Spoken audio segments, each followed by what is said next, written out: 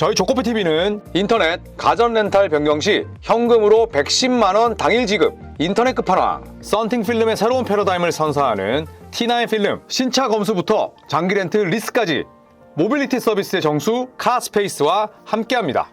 아직도 모르세요? 현금 지원금 110만원을 인터넷 끝판왕에서 지원해드립니다. 내가 내는 월 요금에 포함되어 있어서 안 받으면 나만 손해! 합리적인 요금 설계로 현금 지원금에 72만원 결합 할인까지 놓치지 마세요. 약정이 남아있어도 상관없습니다. 저희 구독자분들을 위해서 인터넷 끝판왕과 상담만 해도 스타벅스 커피 쿠폰을 쏩니다. 혹시나 현금 사은품을 더 주는 곳이 있다면 차액 150%까지 보상한다고 하니까 이 좋은 기회를 놓치지 마십시오. 다른 곳 알아볼 필요가 전혀 없습니다. 1555-3312 365일 상시 상담 가능하니 빨리 전화하세요. 1555-3312 더보기 고정 댓글 링크도 꼭 확인 부탁드리겠습니다. 네, 반갑습니다 여러분. 조코피TV의 조현일입니다. 저는 오늘 레이커스와 샌안토니오 스퍼스의 경기를 보고 왔습니다. 릅돈, 립이 모두 빠진 경기. 하지만 웸비가 전반에만 30점 이상을 기록하는 엄청난 웸비쇼를 보고 집들로 돌아왔습니다. 자, 그 레이커스나 혹은 샌안토니오 관련 이야기는 아니고요. 마이애미 히트에 대한 이야기를 또 이민재 위원과 함께 준비를 해봤습니다. 이번 트레이드 역시나 마이애미 히트는 없었습니다. 선수 영입 제로, 당연히 트레이드 성사 제로였고요. 2026년 트레이드 데드라인에도 선수 영입에 실패한 마이애미입니다. 트레이드를 체결하지 않은 딱 세 팀이 있었습니다. 휴스턴 로켓츠, 샌안토니오 스퍼스, 그리고 바로 마이애미입니다. 이 세 팀을 제외한 27개 팀은 최소 선수뿐만 아니라 최소 드래프트 지명권 정도는 바꿨는데 휴스턴, 샌안토니오, 마이애미, 미국 남부 지역에 속한 이 세 팀은 단 한 건의 트레이드도 성사시키지 않았습니다. 자, 물론 마이애미는 야니스 아데토쿤보 트레이드에 매우 적극적이긴 했어요. 1라운드 지명권을 쓰면서 야니스를 노렸지만 결국 영입에 실패했습니다. 자, 물론 마이애미 구단의 기조는 이번 여름을 통해서 다시 한번 야니스를 데려오고자 한다라고 밝혔습니다만 이 이야기가 또 과연 그냥 하는 말일지 늘 마이애미 하면 변죽만 올리잖아요. 그래서 거짓말일지 아니면 실제로 이번 여름에 총알을 장전하고 다시 나서게 될지 궁금합니다. 자, 왜 다른 선수 영입은 없었을까요? 일단 야니스 프로젝트에 실패한 이후에 다른 선수 영입은 하지 않았습니다. 현재 로스터보다 더 업그레이드라고 판단되는 선수가 없었다는 마이애미의 판단 때문이었는데 골든스테이트도 그랬죠. 야니스 영입하려고 하다가 안 되니까 야니스급 선수는 영입을 할 수 없고 그래서 포르징기스로 선회했는데 이 마이애미 같은 경우에는 이번 2026년 여름이 되면 1라운드 지명권 쓸 수 있는 사용 가능한 1라운드 지명권이 2장이나 더 늘어납니다. 그렇기 때문에 밀워키 벅스 구단 측에 조금 더 공격적으로 더 많은 드래프트 픽을 내보낼 수 있다는 거죠. 자, 그래서 참지 않았나 생각이 들고 그리고 마이애미 지역지죠. 마이애미 헤럴드는 이렇게 얘기를 했습니다. 자모란트가 영입 대상 후보였다. 그러나 부상과 징계로 지난 6시즌 동안 단 한 번도 67경기 이상 뛴 적이 없었다. 그런 선수에게 2년 8,400만 달러를 투자하는 건 부담이 있었다. 왜소한 모란트의 체격과 떨어진 생산성, 추가 징계 리스크도 무시할 수 없었다라고 이야기를 합니다. 그러니까 마이애미가 가만히 손 놓고 있지는 않았는데 야니스는 데려오고자 했지만 밀워키가 팔 마음이 없었고 모란트를 영입하자니 리스크가 너무 컸다. 이렇게 이야기를 할 수가 있겠죠. 자, 마이애미 헤럴드가 구단 관계자와 대화를 나눈 그 내용을 한번 정리를 해봤는데 일단 브래들리 빌을 노리지 않은 건 결과적으로 옳았다. 그리고 데미안 릴라드는 아킬레스건 부상을 당했다. 듀란트 트레이드를 포기하는 대가로 대신 켈렐 웨어를 지키지 않았냐. 그리고 웨어로 야니스 트레이드를 다시 한번 노릴 수 있다. 또 하나는 구단은 확실한 득점원이 한 명 더 필요하다는 점을 잘 알고 있다. 그러나 건강하다면 현재 로스터가 플레이오프에서 매우 경쟁력이 있을 것이라고 믿는다. 이렇게 이야기를 했습니다.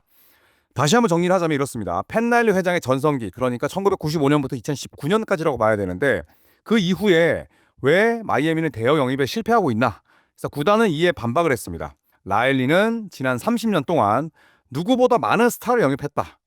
두 번째, 그렇게 볼 수 있겠죠. 르브론 제임스도 있고 크리스 보시, 그 다음에 그 이후에는 급은 떨어지지만 하산 화이트사이드, 뭐 고란 드라기시 마찬가지고 또 이후에 지미 버틀러까지 우리는 많은 스타를 영입했다라고 지금 보는 거죠. 이렇게 얘기를 하니까 드라기치와 화이트사이드는 좀 빼야겠고, 자, 두 번째는 피닉스가 영입하고 호회한 브래들리 빌을 노리지 않은 건 결과적으로 마이애미의 판단이 옳았다. 세 번째, 데미안 릴라드 영입 실패는 릴라드가 벅스에서 아킬레스건 부상을 당하면서 오히려 다행인 일이 되었다. 네 번째, 케빈 듀란트 트레이드에서 물러난 건 역시 켈렐 웨어. 이 당시에는 이제 피닉스가 원했던 유망주였습니다. 이 켈렐 웨어를 아르토코보 같은 스타 영입에 쓸 수 있게 되었으니 옳은 결정일 수 있다. 이게 이 구단이 마이애미 헤럴드에 밝힌 내용입니다. 자, 그렇다면 구단 관계자들이 마이애미 헤럴드에 밝힌 탱킹하지 않은 이유 세 가지는 무엇일까요? 일단 마이애미 구단의 항변은 이렇습니다. 역사적으로 탱킹이 우승으로 이어진 사례는 많지 않다. 두 번째, 탱킹은 팀뿐만 아니라 팬들 모두에게도 고통스러운 과정이다. 세 번째, 드래프트 로터리, 오케이, 탱킹에서 좋은 픽을 받을 수도 있지만 어디까지나 운에 의존하는 방식이다. 그렇기 때문에 우리 마이애미 구단은 좀 답답할 수 있지만 절대 탱킹을 하지 않는다 라고 이야기를 하는 거죠. 저는 개인적으로 팬나일리 회장의 가치관과도 맞닿아 있다고 생각합니다. 팬나일리 회장은 레이커스 출신이잖아요. 윌트 챔벌린 앞에서 뛰기도 했었고, 그리고 레이커스의 감독으로서 또 80년대를 풍미하기도 했습니다. 그 LA 레이커스는 구단 역사에 탱킹이라는 단어는 존재하지 않았어요. 물론 1990년대에 굉장히 부진하긴 했습니다만 그래도 젊은 선수들을 키워냈고 공식적으로 좋은 픽을 받기 위해서 시즌을 포기하거나 경기를 던지는 경우는 없었습니다. 자, 그런 측면에서 놓고 봤을 때 팬나일리 회장의 그런 가치관, 농구에 대한 철학이 지금 마이애미에게도 계승되고 있지 않나, 저는 개인적으로 그런 생각을 하고요. 자, 하지만 구단 운영이 답답한 건 사실입니다. 일단 클러치 포인트가 이야기를 합니다. 마이애미는 지난 10년 동안 듀란트, 릴라드, 도노반 미첼을 놓쳤다. 그리고 이번 마감 기한으로 야니스와 모란트까지 놓친 선수 목록에 추가됐다. 또 하나, 팬 나일리가 지미 버틀러로 영입한 적이 있지만 이미 버틀러는 미네소타, 필라델피아와 관계가 끊어진 이후에 성사된 일이었다. 그리고 그 트레이드로 우승 후보가 됐지만 후속 조치를 취하지 못했다. 우승에 실패했죠. 그리고 나서 최근 우승권의 팀들은 성공을 거두기 전 트레이드 시장에서 공격적이다. 하지만 마이애미는 그런 모델을 믿지 않는 듯하다. 그래서 소극적이라는 얘기죠. 마지막으로 모든 것이 그저 자연스럽게 잘 풀리기만 바라는 수동적인 태도를 마이애미 히트 구단은 유지하고 있다라고 클러치 포인트는 일갈했습니다. 자, 올 시즌 역시도 현재 성적은 답답하고 답보 상태예요. 28승 27패. 제가 이 녹음을 하고 있는 시점 직전 경기 상대는 유타였는데 유타에게도 졌습니다. 동부 컨퍼런스 8위에 그쳐 있고 오펜시브 레이팅은 전체 18위, 그리고 디펜시브 레이팅은 4위. 공격은 좋지 않고 수비는 늘 잘하는, 페이스는 빨라졌고 애덤 라로시라는 인물을 데려오면서 노스크린 전술 그리고 페이스 푸시를 가져가고 있지만 이게 극적인 반등으로 이어지지 않고 있죠. 물론 어느 정도는 적응할 수 있는 시간도 필요하겠지만 이 스타일의 변화가 아직까지는 뚜렷한 성과로는 나타나지 않고 있습니다. 자, 기대 이상의 경기력을 선보이고 있는 선수도 있죠. 바로 노만 파웰과 하이메 하케 주니어입니다. 이 두 명은 파웰은 잘 데려왔고 트레이드로, 하케즈 주니어는 정말 역대급 소포머 징크스에 시달렸습니다만 이번 시즌을 통해서 완벽하게 반등하면서 식스맨상 후보로 거듭났죠. 하지만 반대로 기대치보다 떨어지는 선수도 있습니다. 바로 뱀 아데바요죠. 이 아데바요는 3점을 많이 던지기 시작했습니다만 야투 성공률이 빅맨 가운데는 거의 가장 낮은 수준입니다. 그리고 아데바요가 받는 연봉을 감안한다면 현재 성적 20-10에 미치지 못하는 성적은 상당히 아쉬움이 있죠. 무엇보다 폭발력이 떨어집니다. 그래서 마이애미 구단은 우리는 또 다른 득점원이 필요해 라고 또 절감하는 이유이기도 하죠. 자, 또 하나 기복 심한 유망주가 있습니다. 바로 켈렐 웨어와 니콜라 요비치라 볼 수가 있는데, 이 웨어 같은 경우에는 유독 에릭 스폴스트라 감독이 굉장히 좀 박하게, 상당히 모질게 대하는 감이 있어요. 자, 그래서 지역 팬들에게도 스폴스트라 감독이 켈렐 웨어에게는 왜 이러지? 라는 반응이 많이 나올 정도인데, 제가 왜 이 사실을 아냐면 켈렐 웨어가 판타지 시장에서 정말 머리 아프게 만드는 선수예요. 많이 뛰면 잘하는데 많이 안 내보내. 그리고 켈렐 웨어에게는 일정한 출전 시간이라는 게 없습니다. 어떤 때는 30분 뛰었다가 어떤 때는 7분 뛰고, 유독 스폴스트라 감독이 웨어에게는 마치 스티브 커 감독이 쿠민가에게 대하듯이 상당히 좀 모질게 그런 대하는 그런 기색이 역력한데, 그래서 외연은 아직까지 자리를 잡지 못하고 있고, 니콜라 요비치는 부상이 잦긴 합니다만 너무너무 슛 셀렉션이 좋지 않습니다. 그래서 물론 유망주라고 부르기에는 요비치도 제법 짬밥이 찼지만 그래도 루키 스케일 도중에 연장 계약 맺었잖아요. 요비치는 반드시 좀 반등할 필요가 있습니다. 그리고 이번 시즌의 희미한 존재감, 타일러 히로죠.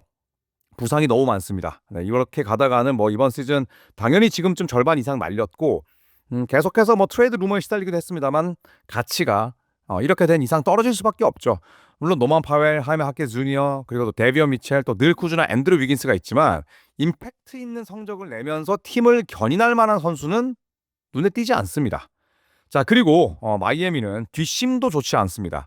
지난 2월 7일 보스턴 셀틱스전에서 아쉽게 졌습니다. 크게 앞서다가 패했는데 2024-25 시즌 이후에 총 31번의 두 자릿수 리드 경기 역전패가 바로 마이애미의 현 주소입니다. 리그 최다고요. 그러니까 1쿼터든 3쿼터든 4쿼터든 경기 중에 한 번이라도 두 자리 득점으로 앞서 나가다가 역전패를 한 경우가 제일 많다는 겁니다. 뒷심도 부족하고 결국에는 수비만 잘해서는 곤란하다. 볼륨을 만들어낼 수 있는 득점원이 필요한데 그 부분이 없다 보니까 결국 마이애미가 한계를 절감하고 있는 거죠. 자, 에릭 스폴스트라 감독 아까 뭐 켈러 웨어에 대한 뭐 대처도 제가 말씀을 드렸는데 오히려 마이애미 히트 구단은 에릭 스폴스트라 감독이 너무너무 잘하다 보니까 도리어 투자를 좀 인색하게 하는 거 아닐까 이런 생각도 듭니다. 스폴스트라 감독이 정말 살림살이를 굉장히 빈약하게 줘도 어떻게든 만찬을 만들어내니 펜라일리 회장 입장에서는 소극적으로 투자해도 그래 언드래프티드 우리가 스카우트 팀들이 잘 뽑아내고 잘 키우니 감독도 또 마찬가지고 굳이 뭐 스타 선수 영입하면서 사치세 낼 필요 있겠어? 라는 생각이 지배할 수밖에 없습니다. 실제로 마이애미는 최근 10년 동안 사치세 낸 적 거의 없습니다. 미키 해리슨 구단주가 어마어마한 선박 회사의 대표임에도 불구하고 돈을 잘 안 써요. 회장도 당연히 구단주 눈치를 볼 수밖에 없겠고요. 자, 그만큼 스폴스트라 감독의 역량은 상당히 뛰어난 편인데 이렇게 이야기를 했습니다. 트레이드는 없었지만 이제 우리는 남은 시즌에만 집중할 수 있게 됐다. 그리고 우리는 여전히 우리 앞에 훌륭한 기회들이 놓여 있다. 우리가 개선해야 할 점은 일관성이라는 걸 나도 잘 알고 있다. 높은 잠재력을 가지고 있다는 걸 증명해 왔다. 다만 훨씬 더 꾸준히 보여줘야 된다. 일관성이 필요하다. 이렇게 이야기를 했습니다. 누구나 뭐 사실 할 수 있는 이야기지만 마이애미에게는 또 특별히 적용되는 말이기도 하죠. 자, 마이애미는 지미 버틀러의 태업, 또 펜라일리 회장과의 불화, 최근 들어서는 좀 부정적인 보도들이 많았습니다. 그리고 그 이후에는 계속해서 좀 모호한 그런 색깔에 그쳐 있는데 과연 마이애미가 곧 이제 한 4개월, 5개월 뒤면 FA 시장 열립니다. 뱀 아데바요의 옆에 야니스라는 슈퍼스타를 둘 수 있을지 또 함께 지켜보시는 것도 재밌을 것 같습니다. 아니면 우리가 늘 아는 그 마이애미처럼 그냥 반죽만 올리고 끝날지 함께 지켜보시죠. 자, 저는 금요일 새벽에 한국으로 들어갑니다. 그리고 다시 설 연휴가 시작되는데 설 연휴에도 조코피TV 컨텐츠 끊기지 않도록 열심히 또 귀국하자마자 녹음할 테니까 많은 조코피TV에 대한 사랑과 관심을 부탁드립니다. 늘 애정합니다. 고맙습니다.